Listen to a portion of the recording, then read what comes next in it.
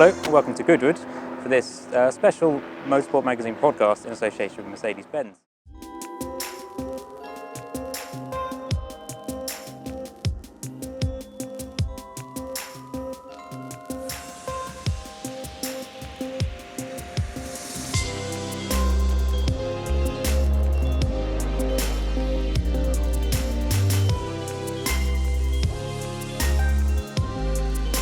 The new A-Class range with Mercedes Me from £269 per month.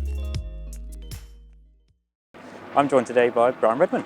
Welcome back to the podcast, I think. I think it's been a while since you've been on the Motorsport podcast. Yes, it's several years. I remember it well. It was at the Hall of Fame, I believe. Yes. Yeah, Yes. so... but you're at Goodwood, obviously. And what are you driving? Do you know? Well, Because last time we spoke you weren't sure. I'm supposed to be driving a 1966 IndyCar Right. that Jackie Stewart drove and was leading at Indy till about time laps from the end when something broke and went down. It's a Lola. Right. And also a Porsche RS 2.7. So it's very nice, but I can't find it. So Right. There are a lot of Porsches here as well, aren't there? So, there are hundreds of Porsches it's here. wood for the trees, I think. Yes, So. yes. Did you ever drive the 2.7 in period? I don't think you did. No. I mean, really, the first time I ever drove a Porsche of any kind was after I'd signed a contract with them in 1968, at the end of '68, and I was invited to go to Stuttgart and choose whatever I would like. Really? And I chose a 911S silver with a blue interior, and then left-hand drive, German registered, and drove it back home to Cone in Lancashire. And then we had to use it for every race in Europe, including the Targa Florio. Thousands of miles. Really? Yeah. Did you do your recce's in it on the Targa I Florio? did a little bit, yes. What was Yes, that we like? actually, Richard Atwood and I got a call from Rico Steinemann in early 1969, and he said, "You will come to Weissach and to pick up two 911R and drive them to Sicily and practice for the Targa Florio, and stay with me and Marianne in Zurich on the way down." Wow. So they were quite a scary time doing the recce's, because obviously the roads were open and you Yes. were then... How fast were we going on the Well, recce's? we're going reasonably quickly, but you know, as you say, the roads are open. But the most scary time, of course, is the one lap you got in the race car. That's all you got in the race car was one lap. You know, and 800 corners per lap. I mean, it's really, for me, a waste of time going down because, you know when there's some bad bits when you see spray painted on the wall, "Attenzione Nino," which is where Nino crashed the year before. Oh, really? Yes. Wow. So, what was your favourite Porsche? Well, I think, I really loved the 908-3. 908-3 built only for the Targa Florio and the Nürburgring. I wasn't too keen that you sat there so far forward in it. Right. And the first time I ever saw it was in the winter of 1969, when there was a party to celebrate Porsche winning the World Manufacturers' Championship for the first time. Yeah. So here we are in Weissach, and the engineer said to me, "Redman, you would like to see the new 908-3? I said, "Yes." And so we go into a dark corner and they pull off the dust sheets and there's no front body on. I get in it and I see that my leg is in front of the front wheel. My feet from about a foot and a half up your leg, you're in front of the front wheel. And there's nothing there. There's an oil cooler about that size. So I got out and the engineer said, "Redman, what do you think of the new 908-3? I said, "I think it's a very good car for Douglas Bader." Brilliant. I then had to explain who Douglas Bader was. What was it like driving that on the Nürburgring, though? Because when I think of the 908, I think of the Nürburgring more than I do the Targa. So it must have been, obviously it's open, and it must have been quite a scary... It was, although, and to some degree, the 917 as well, because if you crashed in a 917, it broke in half across the cockpit.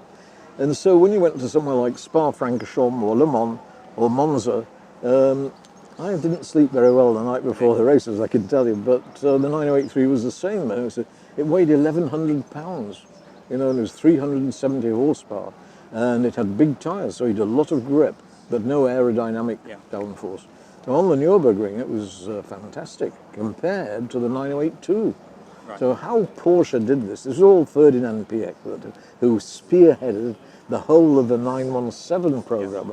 So they're building these 25 917s. They're racing short tail and long tail 908s. There's 10 drivers, 6 Germans, 3 English, Richard Atwood, Vic Elford and myself, and Joe Sifford. And he's doing at the same time, they're building another 908, the 908-3. This is all happening all at the same time. It's unbelievable, really. And so to drive the 908, I think was really fantastic. It was about probably 4 years ago at Rensport at Laguna Seca. They put you on the grid how they want you to be, not how you qualify. Right. You know, so now in front of me is Gijs van Lennep in a 917. To his right is Derek Bell in a 917. I'm here in a 908-3 behind Van Lennep.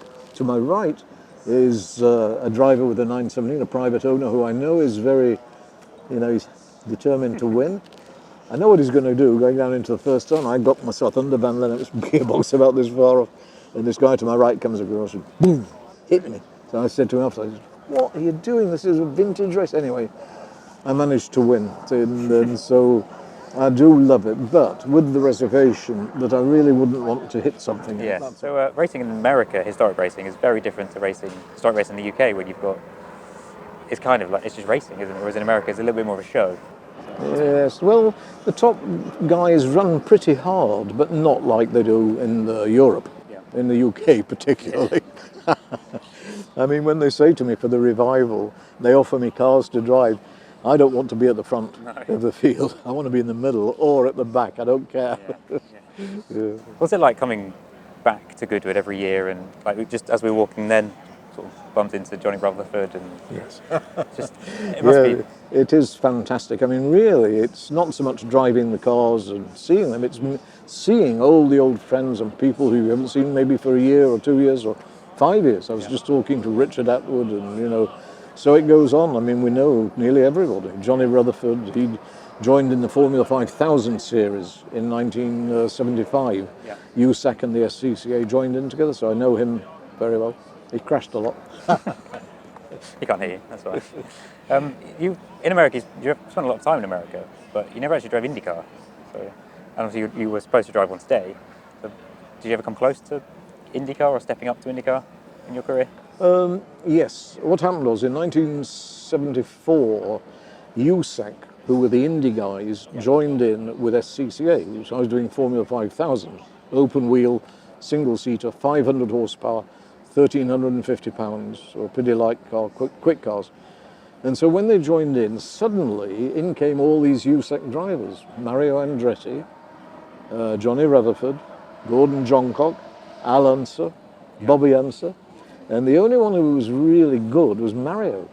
And Bobby and Al were good and learning fast, but, and I was offered an Indy drive in that year, 74, and I turned it down because I thought I don't want to spend a year learning how to do Indy when I see these Indy experts struggling in 5,000. And then I was offered another one in 77. But my first race of the new year with the car, which was a marketing exercise that made us put bodywork on the open wheel single seaters and call it Can-Am, because Can-Am had bigger crowds. So the promoters all wanted the name back. So now we've got bodywork on the open wheel car. Out I go in my car, I come in after 20 minutes, and it's good because Jim Hall and Chaparral, I'd raced for them, this is my 5th year with them. And so Jim says, how is it? I said, it's good. What do you want? I said, drop the front wing 1/4 of an inch, it's not much. And on the next lap, at 170 miles an hour on the main straight, it took off. So it goes 40 feet in the air, turned over and came down. The roll bar broke, I went down on the road. The helmet was worn down each side and I was battering. It broke my neck, C1, smashed this shoulder, split my breastbone, broke my ribs. My heart stopped, the ambulance blew a tyre on the way to hospital, and I was declared dead. So that was 1977, and the week after that, I was due to go to Indy to test. So it never happened. Right. Probably a good job. Yeah. So what was it like for working for Jim Hall? Because he was quite difficult.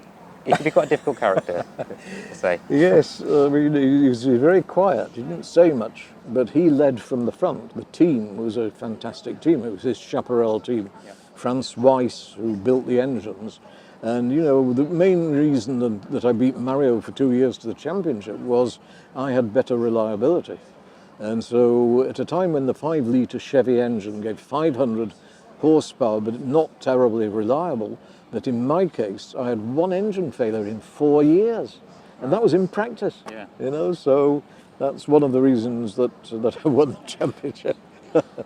So it was a great team, and Jim only ever said 2 negative things to me in the 4 years. At Mid-Ohio in 1975, I came in after qualifying. How is it? I said, it's good.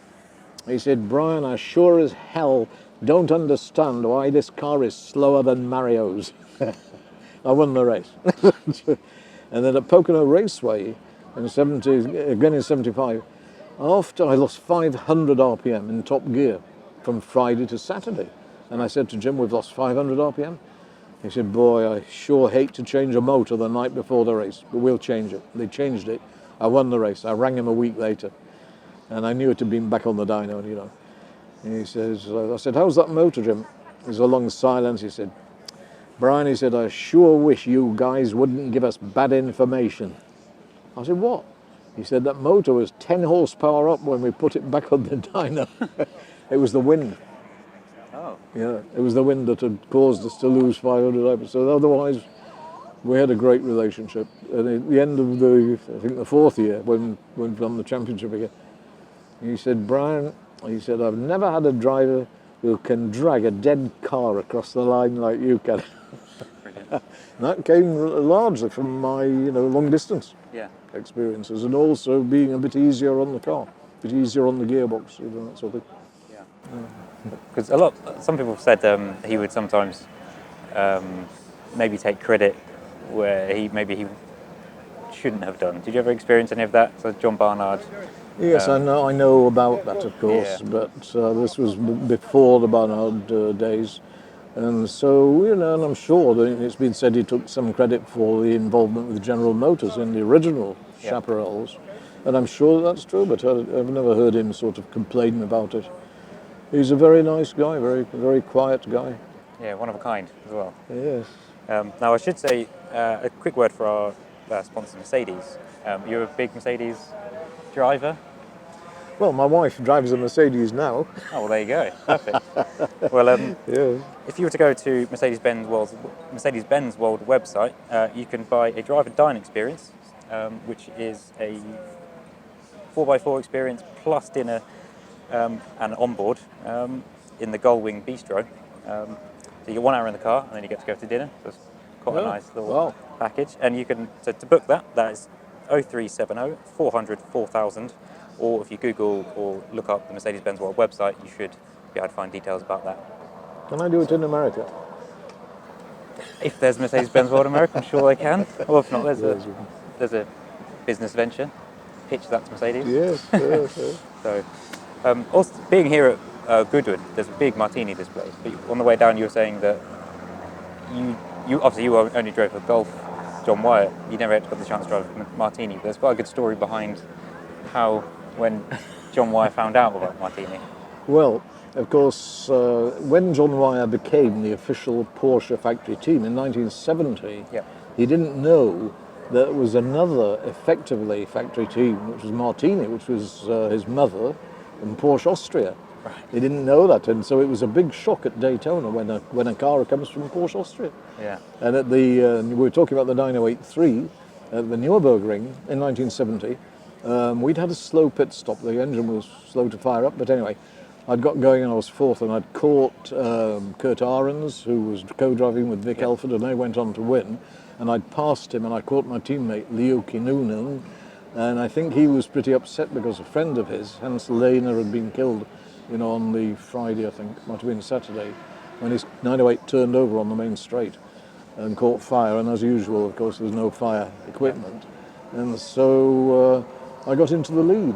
But when I handed the car back to Joe for the last session, it was again very slow to start, and soon after that, the engine seized. So in 1998, they said the factory sent 5 cars from the museum that were going to go to Monterey in August for the big vintage event. They sent them to Sebring, and Bob Carlson from Porsche Cars North America said, can you go to Sebring and test the cars and write a report, for Road and Track? And I did this. And the mechanic who'd been working on those cars in 69 and 70 was Klaus Bischoff. And he's now the museum leader. He's the head of the museum. So I drive the 9083.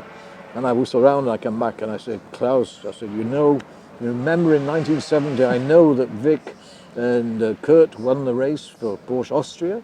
I said, but we should really have won, but we had a problem with the oil. He says, yeah, Brian, he says, in Porsche Salzburg, we know about this problem. We have bigger oil tanks. So whether that was true or not, actually, I think it was. So it was a fantastic car, but we went on to win the Targa Florio. But at the end of 1970, I made a foolish retirement.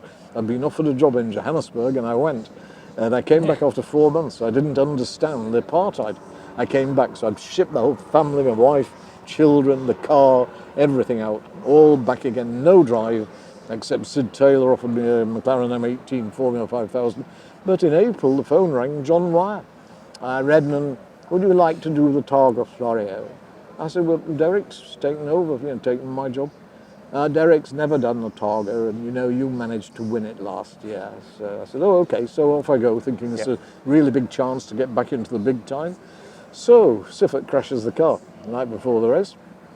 The mechanics work all night on it. They repair it. And on the race morning, Wyer says, Redman, I think you should start the race. Well, I never started. Siffert always started. I said, what for? He said, I don't want Siffert and Rodriguez knocking each other off. They were always banging. Yeah. At Spa, which is that famous shot at Eau Rouge where they were hitting like this, when Seppi came in after that practice, he said, that effing little Mexicans trying to kill me. So anyway, I started, and right from the start, the handling wasn't normal. Right. And so I got 22 miles round the 44-mile circuit, turned for a corner that was pretty straightforward, and the steering broke. And I hit a stone kilometre post right in the fuel tank, and it exploded. And how I got out, I'm not too sure. I hit the safety belt, held my breath, shut my eyes, and I was on fire from head to foot, soaked in fuel, and I just jumped and landed on the road, and the spectators came and they were waving. It was 45 minutes before I got any medical attention.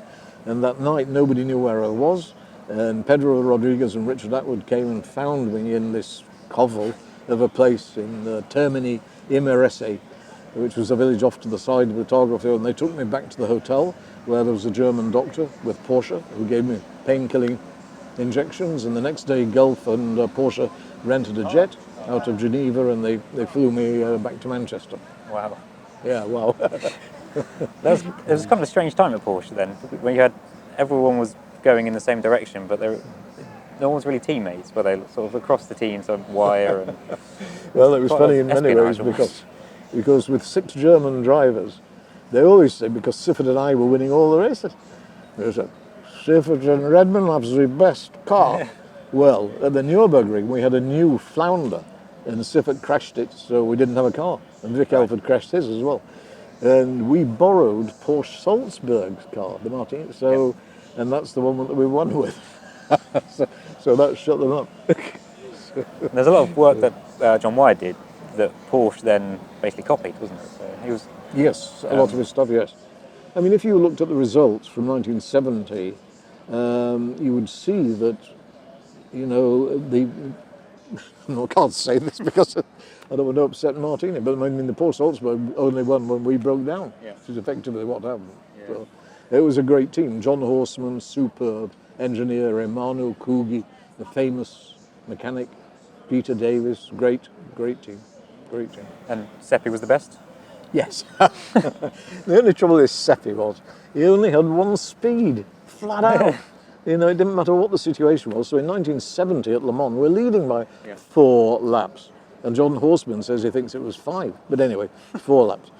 Now, Jackie Hicks catches Seppi driving the factory Ferrari 512.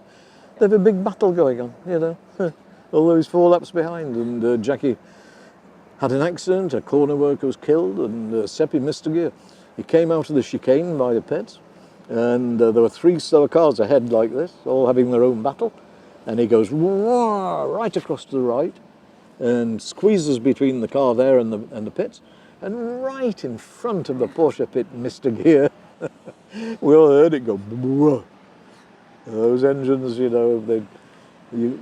no rev limiters, it was a poor, difficult synchromesh gearbox, which had made the car slower, but it helped the development of Porsche gearboxes, of course.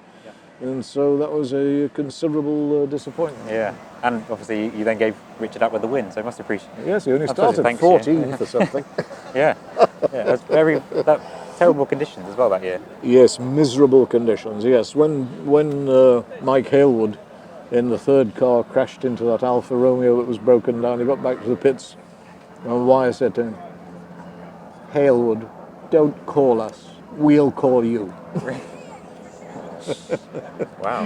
And then of course he was back in the Mirage a few years later, so it must have worked out in the end. Yes, So, yes, yes. So, yeah. Yeah, so Brilliant. I think you're a busy man today, so I think we better let you join the Porsche parade, I think. Isn't it? yes, I'm supposed to be there. I'm sure it's running late. Yes. Yeah. Yes, So, good. but thank you so much for joining us. I know it's been Thank you. very brief, but it's good to see you as Thank always. you very much. And we'll be back soon, I guess. I'm not sure who we've got lined up, but we'll be back soon. So Brian, Okay. enjoy your day. Thank you. Thanks a lot. Bye.